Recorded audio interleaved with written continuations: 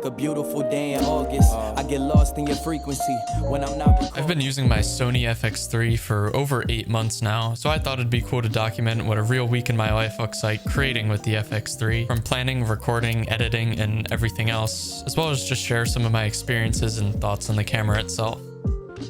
So it is Monday, and this is actually a new lens that I just bought. It's a Viltrox 20mm. Like, look at that, the microphone is longer than the lens itself. But yeah, last week I recorded the A-roll for this video, which is my 6-month review of my MacBook right there.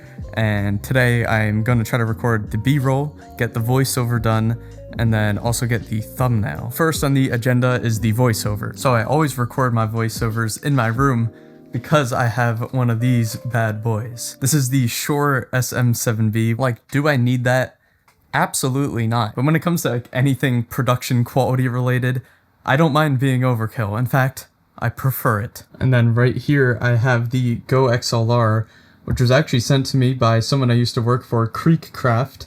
Thank you very much, Creekcraft. And just to show you the quality difference, this is just using the shotgun mic on my camera, which is really good for a lot of situations. But for something like a voiceover, something like the Shure SM7B, like you cannot beat it. It is so crisp. And, you know, it also makes my voice sound like deeper. So, you know, I'm more masculine like this. I have no friends. The full specs I got are the 16-inch with nano, and also being able to internally store multiple videos of mine at once. Another voice crack. I'm done. I'm quitting. It's actually almost impressive how often I stumble over my words in a voiceover, so it's gonna suck for whoever's gonna have to edit that down, am I right? It's me. Did the math. I'm baby Johnny Cash. My girl gon' throw it back. Damn, my life is Cinemax. Holy hell, this max. I make hits and you make trash. I'm on vacay, do not. Okay, so I have all of my, actually, wait a minute. Now I have all of my lights up. We have the key light. We have this light that's just bouncing into this wall. That's the same color temperature as this lamp back here. And then on the opposite side of the main key light, we have this light, which is the fill light, just to kind of fill in the shadow side of my face. Is this overkill? I think you're learning by now. Absolutely. Flame suit, French letter, and my girl bad. Gatekeeper says open, I ain't coming back. 15-minute TED talk, collecting 40 rags.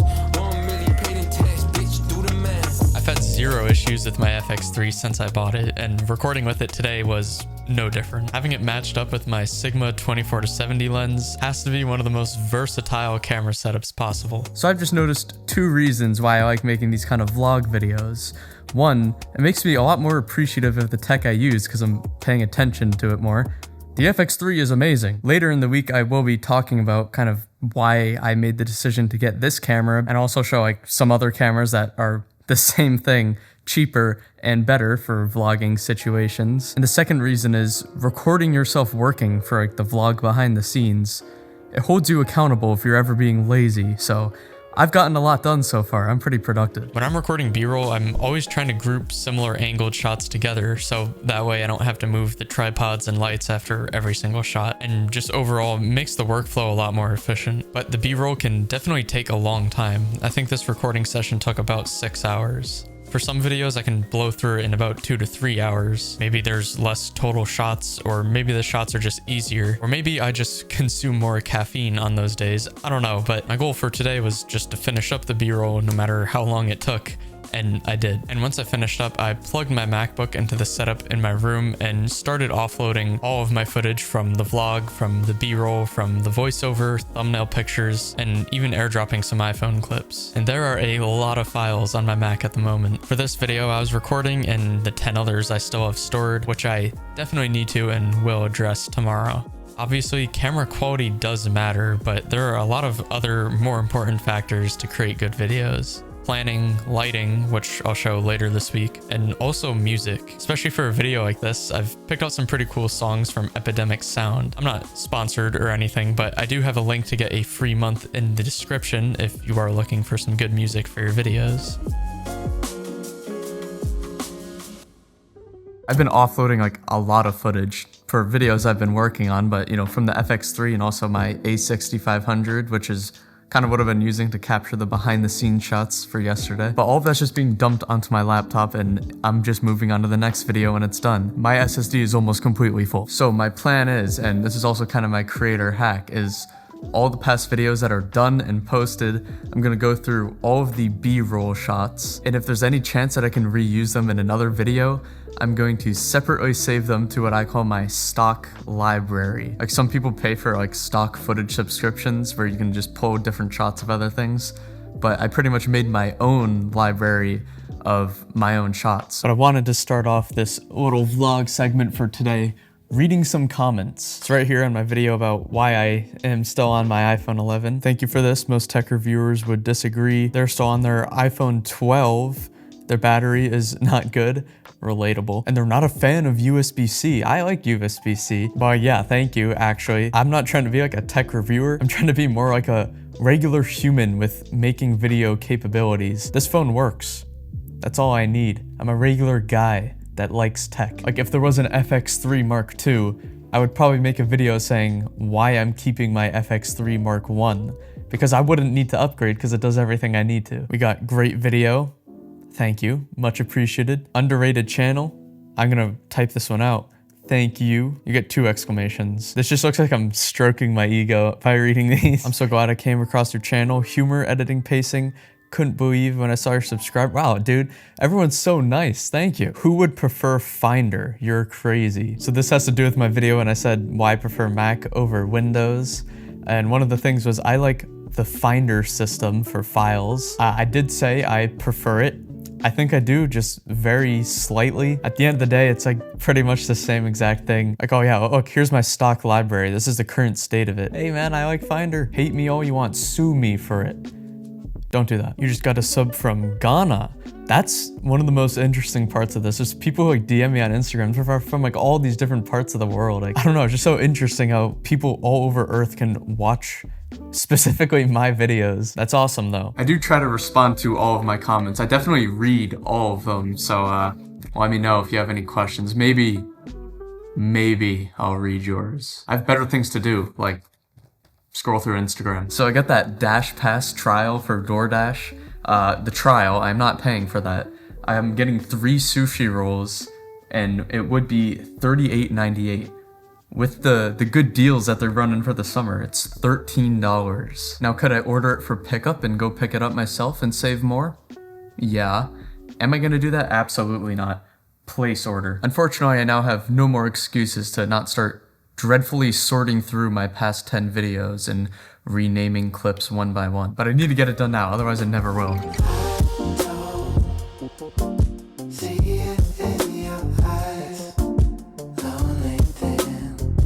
What a surprise. Didn't know it. Singing in this song. Watching it. I fell off. When there's nothing wrong, I'm gonna stay home. The sushi has been consumed.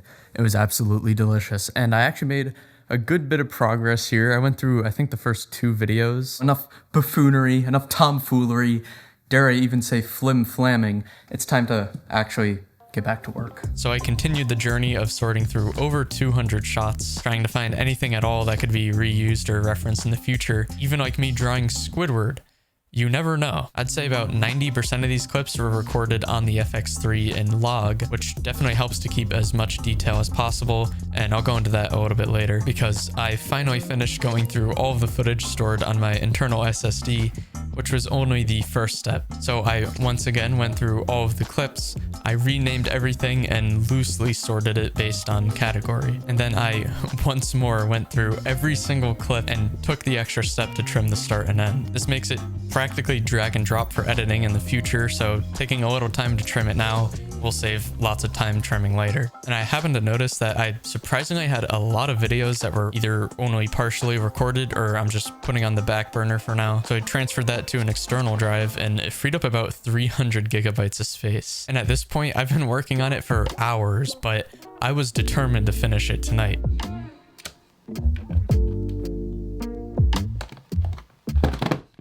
So So once again, I got myself all set up in my room and got back into trimming down these clips. All the shots you're seeing now are all recorded on the high base ISO on the FX3 of 12,800. And I gotta say, it looks pretty clean, but I finally finished trimming down every single one of these clips. So in an effort to make it as easy as possible in the future to find these clips, I organized and sorted it based on category, and tomorrow I'll show a little bit more in depth of how I have this whole thing set up.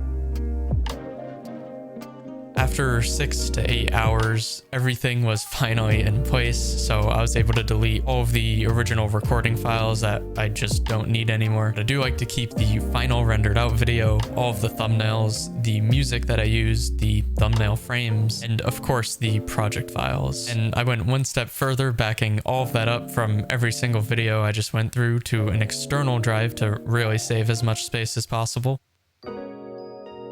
And at this point, I was pretty tired. I was still grinding though, and the FX3 was also still grinding. This stuff is important to do in my opinion, but it's just not a very glorious part of creating.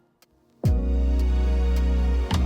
with everything now either organized, backed up, or just deleted, I prayed I didn't goof up and forget anything, and I emptied my trash.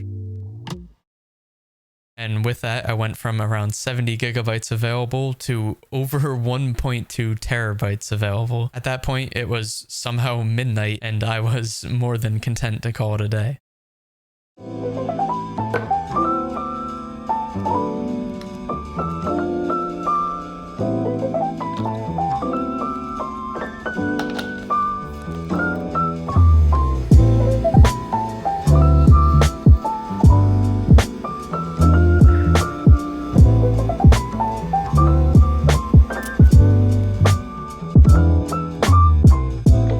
The next morning, after making a double shot of espresso, recorded in 4K 120 frames slow motion, thanks to the FX3, I made sure to back up the actual stock library itself. And to be honest, I took it easy in the morning. I'm trying my best here to show a real whole week, not just me being productive, because the truth is, I'm not always productive. Like, between every cut of me doing a different task, there's probably a good chance there's about 10 minutes of me doom scrolling Instagram. So when I'm documenting a real week in the life, I'm trying to get all parts of it, including the unproductive ones. You know, don't get me wrong, I'm glad I finished that, sorting through all of that last night. After midnight is when I finished, but I am exhausted right now. I want to finish planning out my video that I'm going to be recording next, which is trying to make my iPhone footage look professional. So that shouldn't be too hard. It's a pretty straightforward idea. I think I promised to show you my stock library setup and how it works. If you don't want it, you're getting it anyways. We're now sitting at just under 88 gigabytes. But in all these folders, it's probably close to like 400 shots. Where I'm pulling from the most is usually in the working category.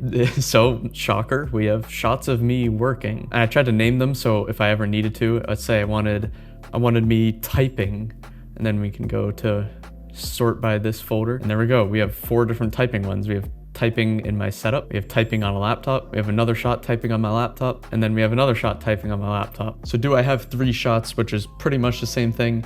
Yes. I now have options, which means I'm not just going to be using the same shot over and over again. Now the editing folder has so much. Like, I've been anticipating having a stock library since before I even started this channel. This is me when I was still doing YouTube client work. That's a video I was working on there. And I'm like, hey, matter of fact, I'm going to record this because it could be useful. Like, whenever I mention something, like when I was working as a YouTube video editor, I can throw up the shot of me editing. And I do also have some screen recordings of me editing because I do find that it's helpful if I'm mentioning something about a specific software. I can pull me working on Resolve here. Same thing with Final Cut. And then we have the planning section, which is just anything related to making videos that's not actually recording or editing. Like, a lot of these shots just have a high rate of reusability. For some reason, I gave cooking its own section. I'm gonna drag that into the other category. But sometimes I just find it's useful to like make an analogy to cooking. You could get some pretty good shots. Then where, oh yeah, here it is. The glorious drawing of Squidward. This will come in handy. I'm gonna be using this one a lot. Actually, there's a chance I never use that one again, but I just think it's funny. And then there is the tech category. It's like there's this one of holding up my AirPod. I have now a bunch of shots of computers, and then also a category for cameras, which is just again, shots of my cameras. You understand this isn't complex. And probably 95% of these shots were all from the FX3. So I know it's high quality, and I pretty much save anything that I could reuse again. And I make sure I have a lot of options to choose from. And you might be wondering why it looks so like gray and dull and unsaturated and bad contrast and bad. This is called log footage, and it's actually what I'm shooting on right now. I guess in short, it's a way that when you record, it captures the most data as possible. So when you throw it into an editing software, you convert it back to look normal, and any adjustments you need to make editing, whether it's just like exposure, contrast, or colors, you can definitely push the image farther without it falling apart and looking awful. Another video that I'm looking to make soon is using log versus using something like on Sony cameras, S-Cinetone, which I will switch into right now. So now I'm in S-Cinetone. This is straight out of the camera with 0 adjustments. This is a lot better if you don't want to mess around with color grading. Personally, I'm an editing nerd, so I like to have as much control as possible. But even though having that stock library took so long just to sort it, it is worth it. It is like a cheat code for creators, and it's just those little things, adding a clip in here and there. I can at least say for myself that I do think having that makes my videos better, and it definitely saves an unbelievable amount of time. Maybe I'll just record the rest of this vlog in S-Cinetone. So yeah, like obviously the FX3 is an amazing camera, and I can pretty confidently say that I will not have to buy another camera anytime soon. For vlogging, I'm covered. For vertical social media videos, I'm covered. For getting that cinematic high quality B-roll, for more professional gigs where I kind of have to rig my camera up, if I'm recording outside and it's hot out, I'm covered.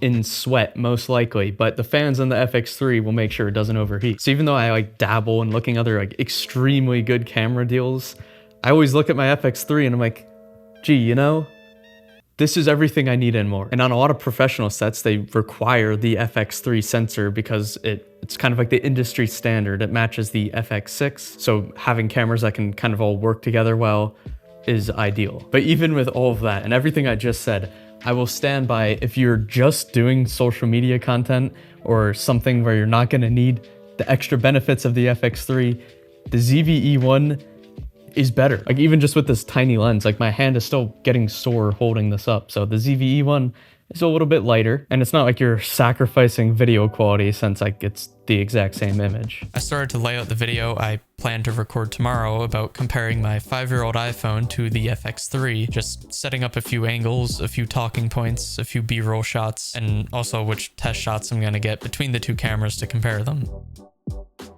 And then, like I was supposed to do days ago, whoops, I got all the screen recordings, screenshots, and downloaded all the assets I needed for my MacBook 6-month review, which now means all I have left to do for that video is edit it, make the thumbnail, and post it. But then I decided to do something scary and uncharacteristic. Leave my house. Okay, so I got all the screen recordings done, which, you know, should have been done yesterday, and I also got a pretty good head start planning the video for tomorrow. So how do I reward myself? By playing basketball. And of course, matching my glorious Patrick Star screensaver, I have the Patrick Star basketball shoes. I avoid all the back streets. I usually avoid all the bad things. I can't just come around because you happy, cause I didn't do you good when you had me. I hope you still got time and you ain't past me. I hope you've been forgiving all the sad things. Baby, I'm still falling for you, you should grab me. So say the word and baby, you can have me. I just think that we should double up. Double up, double up. Tell me, girl, what you running from? Running from, running from. Don't you think that we should double up? And of course, I hit this half court on my first try. I mean, you don't have proof that it wasn't. Running from, About 3 hours later, I got back to work, again staying up a little bit later than I wanted, trying to finish up preparing for tomorrow's video. So I'm going to be recording the main A-roll of the video where I take my 5-year-old iPhone and try to make it look professional. So really, I don't know how much of this I'm going to be able to vlog because all of my cameras, including my phone camera, is all going to be in use. Like I honestly wasn't even sure if I was going to end up recording it today, which I feel like probably if I wasn't vlogging this week, I would just push it to next week. I still need to get to that M4 Max MacBook review. I'm trying to post that in like 2 days. That is not ready to be posted in 2 days. And I mean, talking about MacBooks, I feel like the FX3 itself is very Apple-y. Like, you know, it's like, it's built well, it's reliable, it does what it's supposed to do very well, it's popular, it's expensive, but it's amazing. So I'm gonna break down my little lighting setup here and what I actually use the FX3 to do to get it looking, at least to me, pretty good.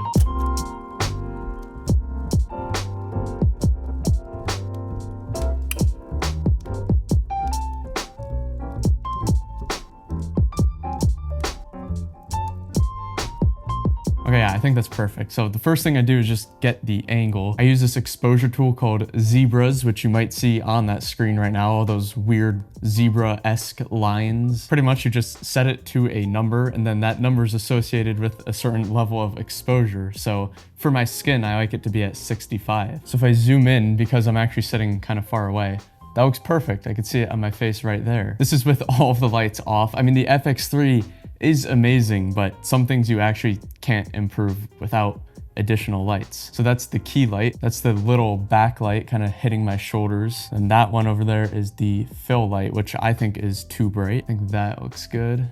That's 1%. So like, I know that window's probably a little bit blown out back there, but when I'm recording myself, there's a ton of windows in here. I just want to make sure I look good. I need to end this recording, transfer all of this footage, and also make sure all of the batteries are charged. Which the battery life on the FX3, I think is pretty good, all things considered. I have 3 of the little batteries, and I find that they get me through like a good 4 to 6 hour recording day, so not bad at all. And also when I am recording, I typically put the lav mic onto this, so you don't see this giant black square hanging off my shirt, and instead it's just like a little clip-on mic right there. I just think it looks a little bit better. I'm transferring all the footage as we speak. This is a much more chaotic recording day than normal.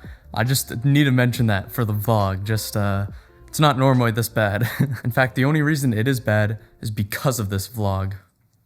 It's all your fault. Got all of the lights, got the FX3 going. I got this top-down angle, which I can barely even see what's on the screen there. And then I'm gonna be screen recording on the iPhone. I literally don't have enough cameras to vlog this. So I do apologize, and I'm not gonna let this gaslight me into thinking I need another camera. So you're just gonna get what you're gonna get.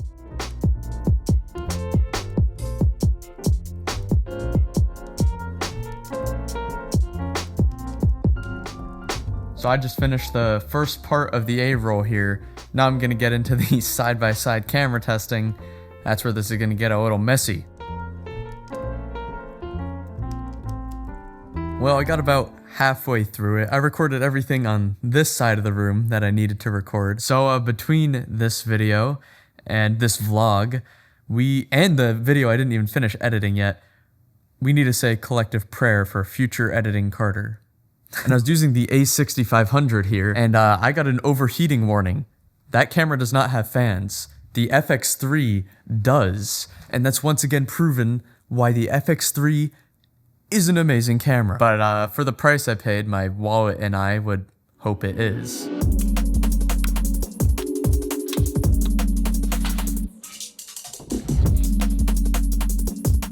After packing up all my gear and knowing I'm falling behind on my goal to finish the 6-month MacBook review by tomorrow night, I locked in on some editing for the rest of the day.